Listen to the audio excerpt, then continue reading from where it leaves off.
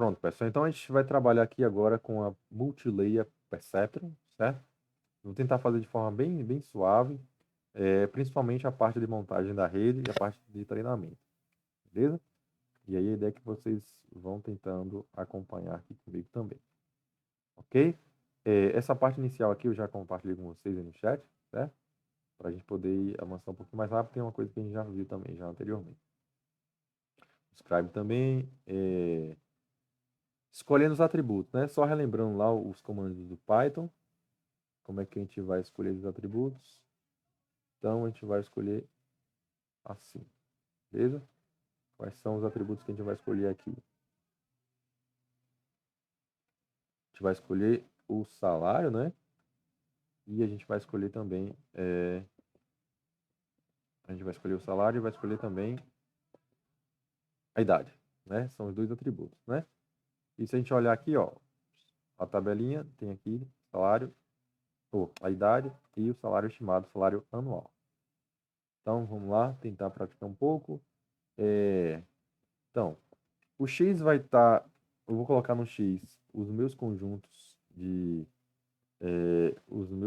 entrada, meus elementos de entrada, né? Os elementos de entrada vai ficar onde? No X, certo? O Y é a resposta, é o alvo, né? Qual é a resposta do modelo, né? Da classificação. Qual é a classe, né? Se é classe 0 ou classe 1. Se é classe compra ou não compra. É o Y, é o alvo. Ok? Então, dataset é de onde tem os dados, né? Desse dataset. Eu vou usar essa opção lock, né?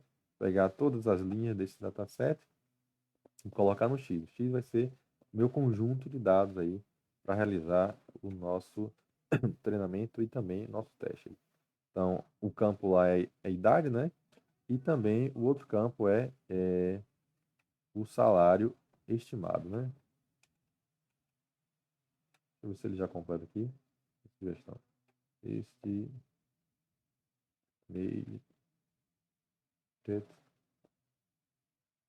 salary. Beleza? E aí eu vou pegar ponto values. Ok? O Y é o alvo, né? O Y é que guarda realmente a classe, né? Aqui a classe é 0 ou 1, né? Ou possui, ou compra ou não compra, né? Vai possuir ou não esse né? SUV. Então, de onde é que vem o Y? Vem justamente... Posso pegar direto aqui, ó, como é só um rótulo só, né? Posso pegar aqui, ele já devolve pra gente uma lista, né? Uma lista de valores aí. Kaiser.values. Pronto. Aqui eu posso dar um print, só para a gente confirmar se tá tudo ok. Eu sempre gosto de verificar se os valores que eu peguei aqui, de fato, são correspondentes. Só dar uma olhada rápida, ver se esse X está ok. E aí, ó, eu vou pegar só os do 0 ao menor que seja, né? Vou pegar só os 3 elementos, né? O 0 ao 2. E aí, verificar se eu conseguir capturar, de fato, os valores coerentes, né? Então, aqui, se eu olhar os primeiros, ó, 19, 35 e 26. 19, 35, 26, aqui, ó, 19 mil, 20 mil, 19 mil, 20 mil. Então, tá, pegou direitinho. Se eu quisesse também só olhar o Y, eu posso botar Y e executar, ó. Não vai executar muito, mas eu posso botar Y do 0 até, sei lá, o 10. E aí a gente já consegue ver uma parte também desse Y. Tá vendo? É um vetor, ele já retornou um vetor com 10 elementos de Y aqui. Beleza?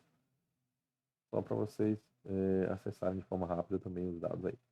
Pronto. Agora, a gente vai tentar, de fato, separar entre o conjunto de treinamento e de teste, né? Para fazer a validação lá na frente, com o teste, e para treinar, usar o conjunto de treinamento, né? Com treinamento. E aí eu vou usar uma ferramentazinha lá do Scikit-learn, né? Scikit-learn. Sklearn. E eu vou usar ponto model. usar selection from, e aqui, por isso que não estava aparecendo selection. Geralmente ele completa, né? Isso é bom porque já ajuda a gente a evitar erros aqui. Import, aí eu vou usar a função train, vou importar lá da scikit-learn, train test speed, que já facilita aí na organização desse conjunto aí.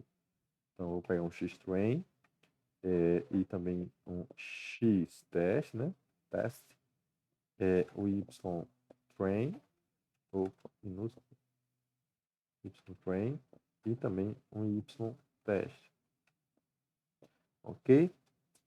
Então, observe que o Python, nessa função, vai retornar 4 elementos, né? 2 relativos ao x, 2 relativos ao y, já organizados em treinamento e teste. Então, train, teste. Então, observe que isso facilita bastante a vida da gente, né? Em relação a pegar o dado meio que já, digamos, direto da base de dados, né? E já fazer essa, digamos, divisão aí. Então, vamos lá. Então, nessa divisão, o que a gente vai precisar? A gente vai precisar definir algumas informações aqui.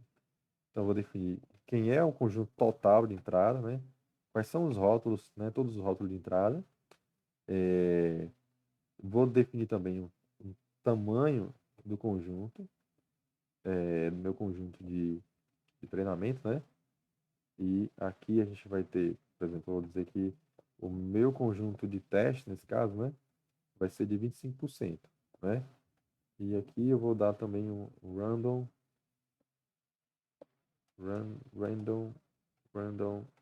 date. Isso aqui é sempre para que eu sortear, por exemplo, eu botar um número qualquer, posso escolher um número qualquer, escolhi 10. Então, teoricamente, o mesmo conjunto de treinamento e de teste sorteado aleatoriamente. Se eu usar o 10 e vocês usarem 10, os conjuntos teoricamente serão sorteados aleatórios, mas serão iguais. Isso é legal para fazer debug lá na frente, né? Para debugar, isso é interessante. Deixar uma semente aqui fixa, né? Pronto. O outro passo, ok, separei aí, agora vamos tentar normalizar, né? Tentar fazer aqui a normalização. Eu escolhi a normalização mais simples, né? É a min máximo, né? Então, from scikit-learn novamente. Scikit-learn. Eu vou pegar esse módulo aqui, processing, import min max scale. Ok? Então, aqui provavelmente é um objeto, né? Uma classe. Eu vou declarar esse objeto escalar, né? Scale, né? Normalizador, ou MM, né? Min máximo scale. Eu vou botar aqui min máximo scalar, a classe dele. Pronto. Aí eu já tenho o meu objeto e aí agora eu posso fazer a minha transformação e também eu já vou aproveitar nessa mesma linha, já fazer o ajuste, né, necessário, ou seja, já configurar lá os parâmetros da equação de ajuste e já vou fazer também a transformação. Então, eu vou usar o fit, que ele ajusta, junto, em sequência, né, transforma. Ele já ajusta e já dá o modelo transformado, ou já dá os dados com a transformação, né, já mapeados aí já, como posso dizer, já dá os dados normalizados. Min, fit, transform. Beleza? De quem? Vou normalizar baseado no xtrain. Ok? E agora eu também posso normalizar o xtest. Isso é legal porque eu posso, né, eu gravei um videozinho e mostrei lá para vocês, né? Então a gente pode fazer a normalização, a transformação indireta, que é, do valor, digamos, normal, do valor comum, né, de entrada, para o valor normalizado, e posso recuperar também do valor normalizado para o valor, dado um valor normalizado, eu posso fazer a inversa e recuperar aquele valor original, ou equivalente àquele valor original, beleza? Aí eu gravei o videozinho que aí explica lá melhor, com detalhe, até como é que funciona a equação, para que vocês entendam melhor isso aqui. Então, agora eu vou. Observe que eu vou fazer só o transform, certo? Aqui só o transform. Beleza? Porque o ajuste eu faço uma vez só e vou fazer baseado no conjunto de treinamento. Certo? Lembrando que o treinamento é a referência dos dados, é a referência de informação do que deve ser aprendido pelo modelo, né? Então aqui sai o x-teste também. Beleza? Então, peguei uma classe para normalizar, criei o objeto dela, usei o método para fazer o ajuste, já aí a transformada também, né? Então, esses valores que estão lá entre, um está entre 0 e 100, sei lá, e o outro está entre 20 mil e 50 mil, 70, 80, 90 mil, não sei. Eles vão todos passarem a variar entre 0 e 1. Vamos ver se tem algum erro aqui. Ok, tranquilo. Pronto. Pronto. Pessoal, até aqui tudo ok? Tranquilo? Tranquilo. Show? Pronto. Então, qualquer dúvida, avisa aí, certo? Aqui essa parte eu fui andando com um ritmo moderado, para a gente chegar justamente nesse treinamento e a gente tentar ir com calma nesse treinamento aqui. Pronto. É isso aqui, ó. Porque tem uma pergunta legal. Por que eu não usar o fit aqui, né? Lembrando que o fit é para ajustar, é para treinar. É como se eu dissesse aqui, ó, o fit, tem um videozinho lá no Minimar, depois dá uma olhadinha, que eu explico de forma bem detalhada. Na verdade, eu construí uma classe zerada, eu peguei um código do zero, construí o código, implementei e tentei sair explicando tudo isso bem detalhado, beleza? Mas qual a ideia aqui central? O fit é quando eu preciso fazer o ajuste, né? Então é como se eu preciso criar uma regra matemática que faz um mapeamento, que sai de um espaço, né, de uma região, pensa aqui numa região, que tem uma grande variação de dados, varia de 0 de 200 a 200 mil, tem uma variação enorme, e o outro varia, sei lá, o outro atributo varia de 0 a 100, então tem variações diversas, e aí eu gero uma equaçãozinha, uma transformação matemática, uma equaçãozinha matemática, que consegue variar todo mundo equilibrado de 0 a 1, mas eu mantenho, de uma forma, o equilíbrio aí dos dados, né? Então eu só preciso fazer a transformação uma vez, eu só preciso criar para meio que parametrizar as equações uma vez, depois que eu tenho um parâmetro, depois que eu tenho a regra matemática que faz a transformada, eu não preciso mais fazer esse ajuste, certo? Até mesmo porque esse ajuste tem que ser feito em relação ao conjunto de treinamento, né? Porque o treinamento é que tem o conhecimento, né? Então, estou tentando extrair o máximo de conhecimento do treinamento para gerar essa representação matemática que modela esse conhecimento de alguma forma. O teste é só para a gente poder fazer essa validação realmente para ver se ele generalizou. E aí, como os testes de entrada eles estão variando também de uma escala alta, tá vendo? Valores elevados e diferentes. Aí eu só fiz a transformada no teste para ele deixar equilibrado. O teste também agora vai passar a ser valores entre 0 e 1. Beleza? Aí depois dá uma olhadinha no vídeo lá com calma. Tá até lá no, no Telegram, nosso grupo do Telegram. Que aí fica mais claro para vocês entenderem isso. Beleza? Show! Valeu aí pela pergunta. Pronto. Aí o treinamento, beleza? Aí o treinamento eu vou de forma bem suave, porque o treinamento é que tem algo, digamos, o treinamento aqui eu vou escrever um monte de código, mas todo esse código que eu vou escrever aqui, tudo tem uma teoria por trás, né? Todo tem digamos, vários conceitos teóricos que levaram a gente a construir esse código dessa maneira, né? Então, vou importar aqui o TensorFlow, né? Tensor, TensorFlow, e aí vou abreviar para usar ele como TF. Então, vamos usar o TensorFlow aqui como TF. Aí o que é legal agora, a gente vai começar a passar, a gente vai passar agora a usar vai montar uma rede neural, uma multilayer perceptron, né? E aí o que a gente tem um conceito de arquitetura, né? A arquitetura diz como essa estrutura é montada, né? Quais são as definições de estrutura? Qual a definição estrutural? O que é que tem que existir nessa arquitetura, né? A quantidade de camadas, né? A quantidade de neurônio que vai em cada camada, né? Isso são informações que ajudam a gente a definir essa arquitetura, essa estrutura da rede, né? Beleza? Dúvidas? Pronto, então Para construir arquitetura, eu vou usar um recurso aqui da MLP, né? Ou da TensorFlow, e vou colocar aqui, ó, nesse objeto classifier, né? Beleza? Aí o que é legal aqui da MLP, né, que é do Keras também, né? O Keras era uma biblioteca isolada, mas ela ficou tão a biblioteca a Keras, ela ficou tão bem estruturada, tão bem organizada, tão bem fácil de utilizar, e tão assim, tão mais fácil de compreender, que ela acabou sendo incorporada também na biblioteca oficial do TensorFlow, né? Dentro oficialmente dentro do TensorFlow. Então isso acho que é uma contribuição bem interessante, né? Da comunidade, né? Que chega a agregar a grande biblioteca, né? Que surgiu, né? Uma das primeiras bibliotecas que surgiu para machine learning, para deep learning, que foi a TensorFlow. Então, o Keras surgiu meio que em paralelo, né? A partir da TensorFlow também, mas construindo algumas camadas de abstração mais levadas, que facilitassem o uso do TensorFlow, e aí no futuro o Keras foi incorporado também ao TensorFlow.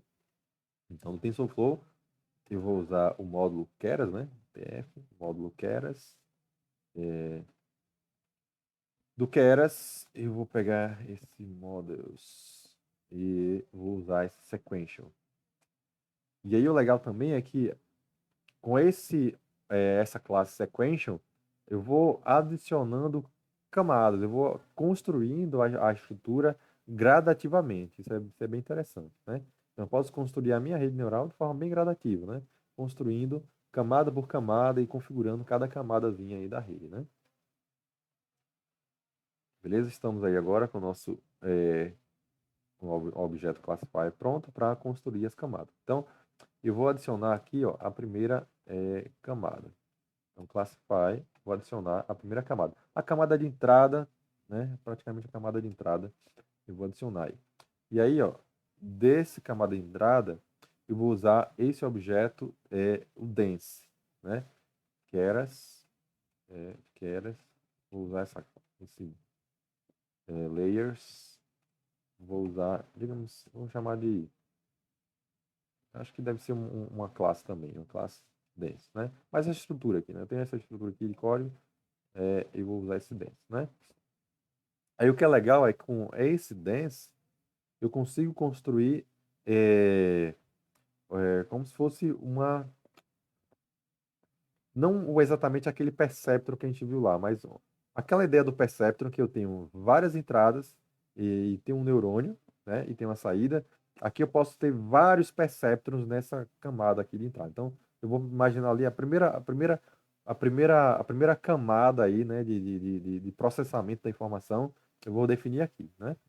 E aí, se a gente for olhar lá, ó,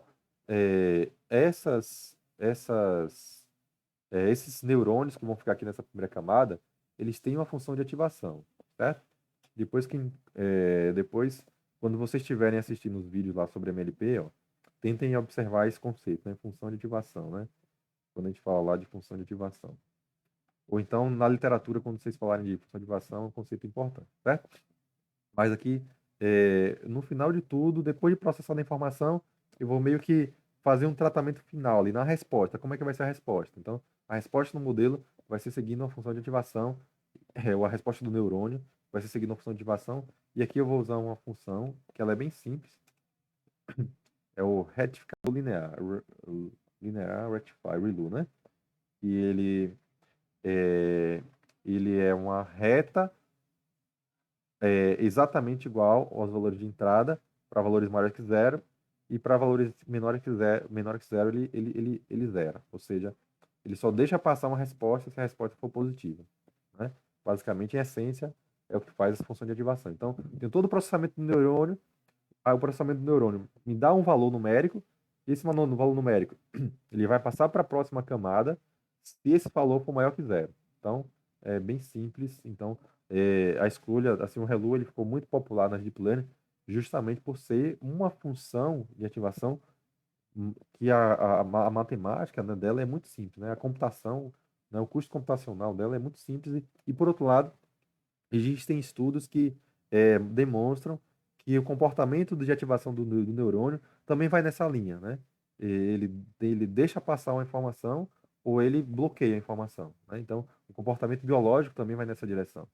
Então, ele acaba agregando, né, a computação simples, a biologia ajudando a gente reforçar esse conceito e ajuda na construção realmente dos modelos de machine learning, né?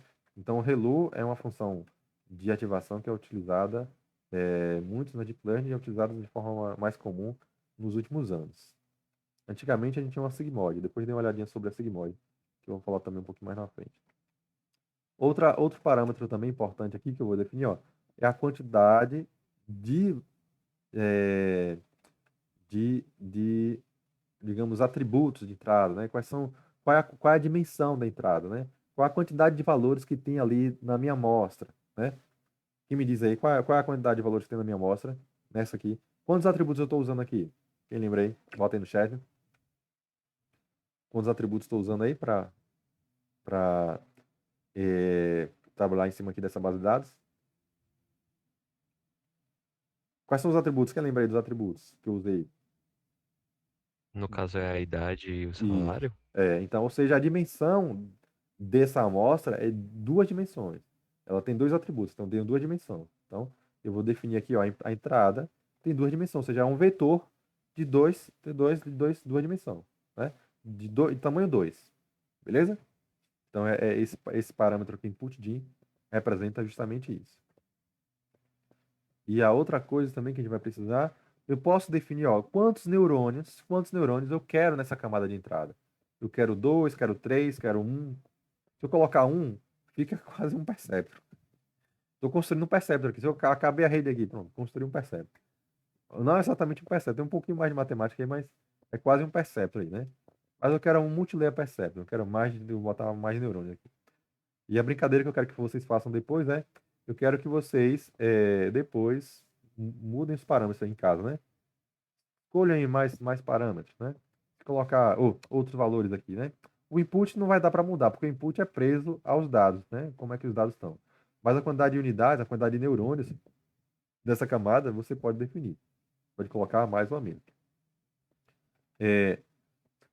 Eu posso também inicializar quais são os valores iniciais aí do neurônio. No início do treinamento, quais são os valores dos pesos, né? Quais são os valores dos parâmetros livres aí que eu vou escolher? Quais são esses valores iniciais? Então, eu vou usar a distribuição uniforme para sortear aqui valores para esses pesos inicialmente. Pronto. Então, daqui, ó, construir aqui a minha primeira camada, certo? Aí a segunda camada, né? Aqui, coincidentemente, isso aqui, ó, assim, conceitualmente, já define a camada de entrada e a primeira camada escondida, né? A primeira camada escondida, a camada de entrada, teoricamente, é justamente a quantidade de inputs, né? Então, ó, essa camada de entrada aqui é 2, a primeira camada escondida é 5, certo? Depois também, quando vocês estiverem vendo os vídeos do MLP, a gente vai falar um pouquinho sobre essa estrutura da MLP, sobre as camadas, a quantidade de camadas, beleza? Então, essa arquitetura da MLP é um conceito importante que vocês têm que, depois, quando estiverem estudando, tentem revisar isso com calma, estudar com calma, compreender essa ideia do que é arquitetura, de como modificar, o que é possível fazer, o que não é possível, né? Quais são os parâmetros que são mais promissores também, né? Então, fazer essa investigação, né? É bem relevante. Então, vamos em frente. Então, meu classificador, eu quero fazer também, eu quero adicionar a, a, a camada de saída, né? Beleza? Já que eu coloquei a primeira camada e a camada escondida, eu vou colocar, como os dados são simples, esses dados são bem simples, eu vou colocar só uma camada aqui de saída. Beleza? Depois vocês vão colocar também, tentem colocar mais camadas aqui.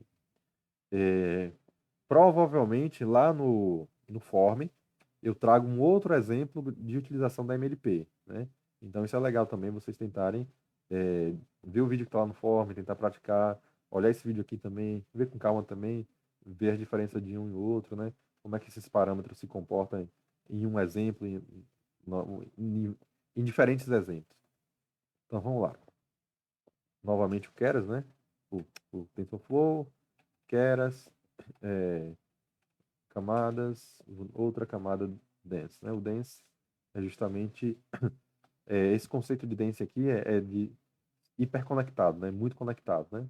Então, assim, o legal aqui, com esse mesmo processo do Keras, você pode construir outro tipo de rede neural, né? Com essa mesma estruturazinha aqui, né? De bibliotecas, né? De classes, você consegue construir outras redes neurais. Por exemplo, a gente vai ver lá na frente a rede convolucional para imagem, para tratamento, para processamento de imagem, né? Para reconhecimento de objetos, de fotos, né? Um objeto em uma foto, né? Então você vai ver que tem outro tipo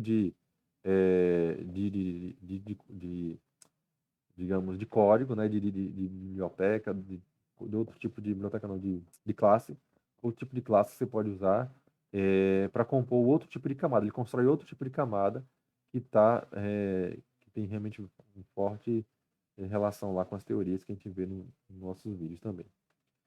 Beleza? Mas a gente vai falar mais sobre isso lá na frente. Então vamos seguir em frente.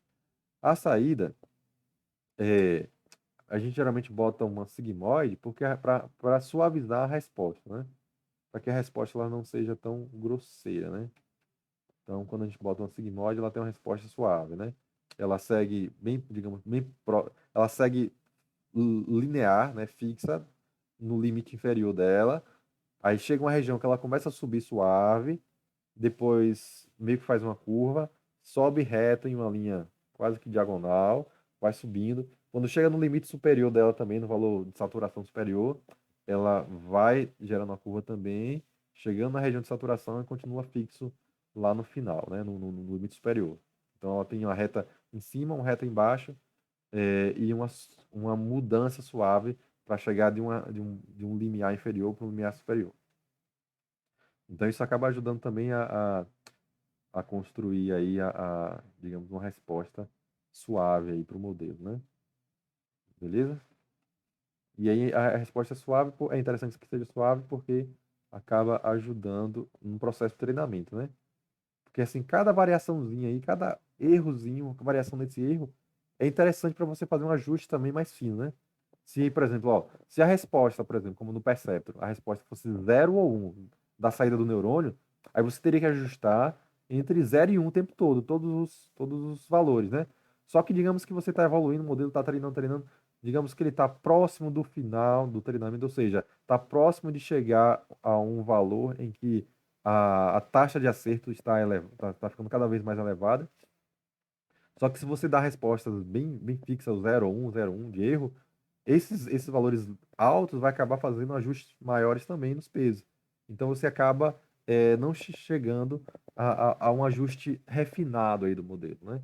Então, esse comportamento suave, né, essa transição suave entre o máximo e mínimo da sigmoide ajuda também nessa correção suave, fazer um ajuste fino aí dos modelos, para que a gente tenha uma resposta, para que a gente consiga meio que dar um potencial aí de ajuste melhor para o algoritmo de treinamento. Pronto, então, saída. Eu só tenho aqui, ó, esse neurônio, na última camada eu só tenho um. Quem me diz por que é um? Alguém consegue dizer por que é um aqui a resposta? Só tem um, né? Porque no caso vai ser só se foi comprado? Isso é. O 0 ou 1, né? A resposta dele vai ser 0 ou 1. Só se foi comprado ou não, né? Basicamente, se foi comprado ou não, né? Exatamente. Então, a resposta só tem. A dimensão da resposta é só um.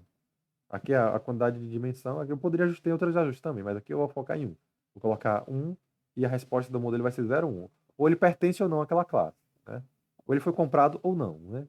O ou não não foi comprado, né?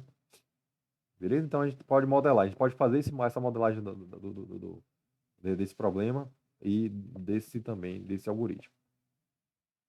E aqui também a gente pode colocar uma inicialização, né, desses parâmetros livres, usando o kernel initialize, né? E usar também uniforme. Distribuição uniforme, então ele sorteia aí aleatório usando a distribuição uniforme. Sorteio equilibrado na faixa, né? Beleza? Pronto, então aí eu montei uma rede, né, basicamente com arquitetura, dois neurônios, né, de entrada, ou seja, entrada 2, 5 neurônios escondidos e um neurônio de saída, beleza? Depois passa um desafio aí para vocês compartilharem com a turma aí como é que fica, né, um desafio aí, quem tiver tempinho aí, compartilhe com a turma como é que fica essa arquitetura. Se vocês conseguirem desenhar essa arquitetura aqui em alguma ferramenta, na mão, pega na mão aí, desenha, compartilha na turma lá no Telegram, como é essa arquitetura aqui. Como é que eu visualizo? Eu tô aqui, então eu tenho vários códigos, mas como é que conceitualmente eu consigo visualizar isso, né? Tentem visualizar ou tentem fazer esse desenho aí, mesmo que seja na mão, e compartilhe lá no grupo. E a gente gera uma discussãozinha legal também de como é que eu consigo, a partir do código, eu consigo linkar a teoria com o código, né? E consigo visualizar também essa estrutura aí dessa rede. Beleza? Pronto. Então, rede montada, arquitetura montada. O que que eu vou precisar fazer agora? Vou precisar usar um algoritmo de treinamento. Beleza? Então, vamos lá utilizar um algoritmo de treinamento. Então, antes de treinar, eu vou meio que. Ok, então eu saí meio que configurando a rede, né? Montando a rede. Depois de montada, e de fato eu vou fazer realmente na verdade, depois de configurada, né? Depois de estruturada, vou fazer de fato uma compilação. Vou montar essa rede, né? Deixar ela pronta para ser treinada. Então, antes de treinar, eu vou usar esse compile. E aí eu vou dizer algumas características aqui também. É nesse momento que eu posso dizer qual é o algoritmo de treinamento. Beleza? Eu vou usar um algoritmo mais recente, que é o Adam. Ele é como se fosse um back propagation, né? Aquele algoritmo em que, na essência, o que é que ele faz? Ele pega o erro e sai corrigindo os pesos de trás para frente, né? Então, eu pego lá qual é a resposta da rede, aquele resposta, qual é a resposta da rede e qual é a resposta desejada. Qual era a resposta que, de fato, a rede deveria dar? Compara com a resposta que a rede deu, né? Qual é a resposta que está no conjunto de teste? Ah, no conjunto de teste era para dar 1. A rede respondeu, sei lá, 0,8. Opa, vamos corrigir essa rede aí para que ela fique melhor ainda para essa entrada. Ou, para a entrada, para a entrada que gerou essa resposta, eu quero que a resposta seja ainda mais próxima de 1 do que ela deu nesse momento. Então, aqui esse Adam é um algoritmo backpropagation bem mais sofisticado, com alguns ajustes aí de otimização nesse backpropagation aí clássico, né, tradicional. Backpropagation é o algoritmo clássico de treinamento de redes multilayer perception. A função de erro, né? Eu vou usar essa binary cross entropy,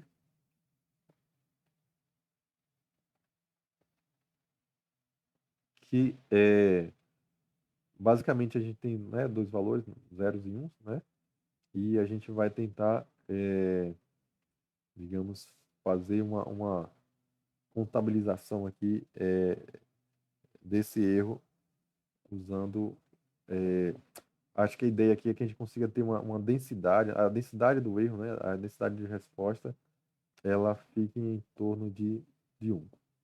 Beleza? Mas tem outras funções de custo aqui. Se você dá uma olhada na documentação, tem uma grande quantidade de opções lá. Depois a gente pode também fazer um videozinho discutindo essas funções aqui de custo, certo?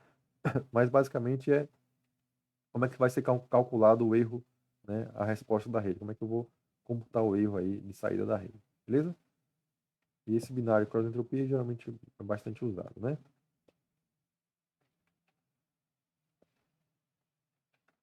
Aqui eu vou também usar essa métrica aqui, eu vou usar a acurácia, né, a precisão,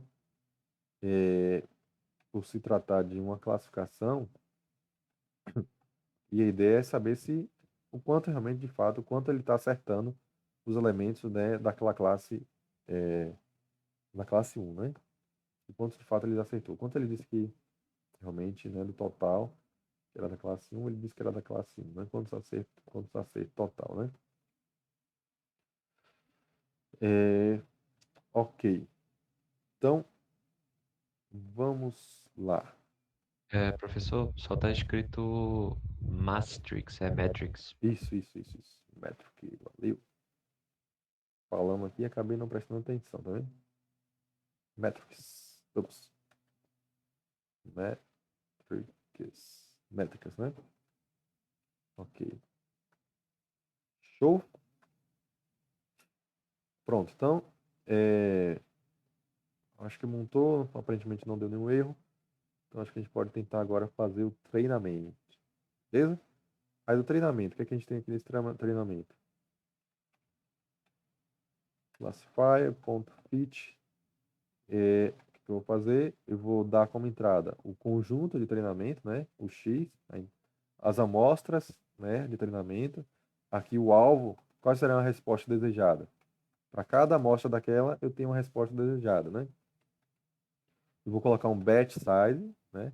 A ideia desse batch é, a quantidade de valores que eu vou usar para depois ajustar. Então, se eu botar batch 2, então apresento duas amostras. Depois que apresentar duas, vou fazer um cálculozinho do erro. E aí depois eu consigo fazer o ajuste, né? Eu faço o ajuste depois de, digamos, N amostras, né? No caso, nesse N igual a 1, né? Depois desse batch size, né? Botar 10, ou seja, apresenta 10 amostras, aí corrijo, né? Quanto menor esse batch, mais demorada é a rede, né? Mas no nosso caso aqui, ó, como eu estou usando essa estrutura, que ela é bem robusta, e nossos dados eles são relativamente poucos, então posso colocar um aqui, não tem nenhum problema nenhum. Quanto menor, mais demorado vai ser o treinamento, né? E aqui eu vou botar aqui uma quantidade de treinamento, né? Professor, pode explicar de novo o que que é o batch size? Pronto. Imagine que você precisa ajustar os pesos, né? Você precisa ajustar os parâmetros livres do modelo matemático, né? Ou seja, um neurônio. Eu tenho lá o neurônio, preciso ajustar os pesos do neurônio, né? O que é que faz esse batch? Eu posso apresentar uma amostra, pego a resposta que ele deu, comparo aquela resposta desejada. Depois que eu comparar aquela resposta, eu calculo o erro, um erro simples, né? Um menos o outro, né? E aí eu posso aproveitar, pegar esse erro e ajustar o modelo, né? Beleza? Se eu tiver dois, por Uhum. exemplo, agora eu quero fazer um batch 10, dois não, 10. Então eu vou apresentar um, guardo aquela resposta, aquele erro, né, da primeira amostra, depois o dois, eu guardo.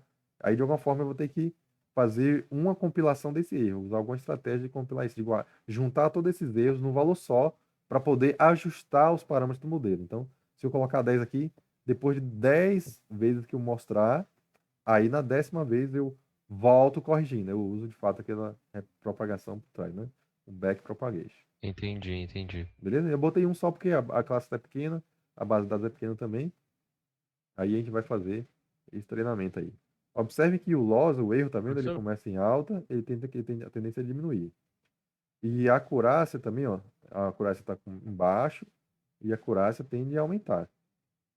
Beleza? Aí vai chegar uma hora que o erro não vai diminuir muito. Vai ficar girando, né? Mais ou menos isso. Eu botei grande justamente para a gente observar isso. Então o erro não vai diminuir muito. Beleza? professor, Opa, eu fiquei com uma dúvida agora. Se dependendo do batch size, não poderia ocorrer algum overfitting ou underfitting, pode. ou não Então, tem nada a ver? tem a ver. Se eu colocar um batch muito grande, ele vai criar uma generalização, vai criar um modelo muito genérico. Então, vai ser difícil de você criar um overfit. É bem provável que gere um underfit. Se botar um batch muito grande, né? Mas você tem que ter um equilíbrio, né? Porque depende também de como está a variação dos dados. Ei, meu povo, eu acho que acabei passando da hora de novo, né? Desculpa aí. Foi mal, era até que hora mesmo? Era até 25, era? Foi mal. Era. Eu tentei devagar aqui, mas eu acho que acabei indo bem devagar também, e é difícil realmente, como vocês observaram, né? Quem precisar ir, não tem problema não. Sai, eu que peço desculpa por ter ficado um pouquinho até mais, né? Aí, na próxima aula, a gente tentar retomar um pouquinho aqui e seguir em frente, beleza? Show? Quem precisar sair, liberadão aí, obrigado aí por terem assistido. E desculpe aí pela demora. Então, ó, para esse teste aqui, ó, ele ficou em torno de 82%. Aí esse accuracy aqui, ele vai verificando durante o teste mesmo o que aconteceu nesse teste, né? durante o teste não, do treinamento. Durante o treinamento, o que é que está acontecendo com aquele dado de treinamento? Ele vai reutilizando os dados de treinamento e vai fazendo uma avaliação da evolução, né? Aí lá na frente eu vou fazer um outro teste, uma outra acurácia, para verificar se de fato o que ele generalizou, né? O que ele está dizendo que acertou 80% aqui, será que ele está acertando também 80% ou mais lá na frente? Beleza? Então, lembrando aqui, botem o número de matrícula de vocês para a gente gravar a chamada aí, né? A presença. Então, valeu, galera. Brigadão aí. Quem precisar, eu fico aí mais um minutinho. E valeu. Dúvidas, pessoal? Valeu, professor. Acho que ficou tudo claro. Show? Então, beleza. Deixa eu travar aqui a gravação. Valeu.